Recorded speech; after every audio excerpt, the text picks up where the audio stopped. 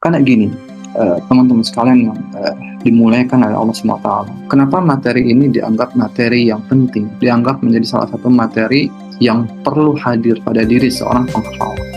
Karena sesungguhnya Allah telah memuliakan para penghafal itu dengan Al-Quran. Maka jangan sampai di titik Allah muliakan dengan Al-Qurannya, justru penghafal itu sendiri yang merendahkan diri, menghilangkan kemuliaannya. Kalau ini terjadi, luput sudah kesempatan yang Allah berikan kepada kita. Karena gini, teman-teman sekalian, karena begini, di dunia ini, subhanallah, banyak sekali gelar yang bisa kita raih. Contoh misalnya, ada yang disebut doktor, ada yang disebut direktur, ada yang disebut profesor. Tapi ada satu gelar, teman-teman sekalian, yang tidak diberikan oleh kampus manapun, tidak diberikan oleh kerajaan manapun, dan bahkan tidak pula diberikan oleh manusia. Apa itu?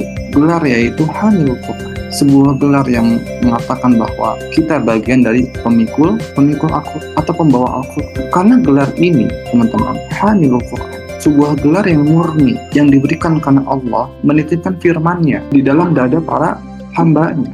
Ini harus kita pahami. Sehingga gelar Hamilul Quran itu murni, nggak bisa kita dapatkan dengan seketika. Ada proses yang kita lakukan yang pada akhirnya, subhanallah, Allah menyaksikan bahwa kita menjadi salah satu hamba yang sudah menanamkan Al-Quran di dalam kita, subhanallah. Nah, teman-teman sekalian yang dimulaikan Allah Subhanahu wa Ta'ala, pernah nggak kita berpikir kenapa Allah memilih kita menjadi salah satu hamba-Nya yang menghafal Al-Quran? Walaupun hari ini hafalan kita baru 1 surah, baru setengah juz, baru 1 juz, bahkan Masya Allah, bisa jadi di antara kita sudah diizinkan oleh Allah hafal 30 juz.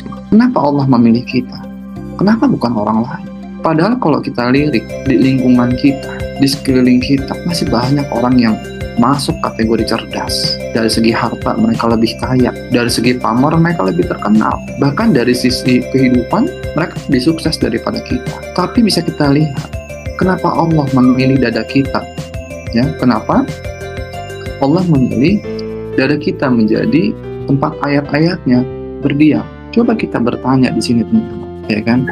Dan ketika Allah mempercayakan itu kepada kita menanamkan 1 surah di dada kita menanamkan 1 juz di dada kita. Di titik Allah mempercayakan itu kepada kita, lalu coba tanya sama diri kita sekalian, bahwa apakah kehidupan diri kita sendiri sudah pantas menjadi tempat tinggal ayat-ayat Allah? Coba kita lihat di sini, coba kita introspeksi di sini, gitu. Ini harus kita introspeksi, teman-teman sekalian, yang dimulakan oleh Allah Subhanahu wa Ta'ala.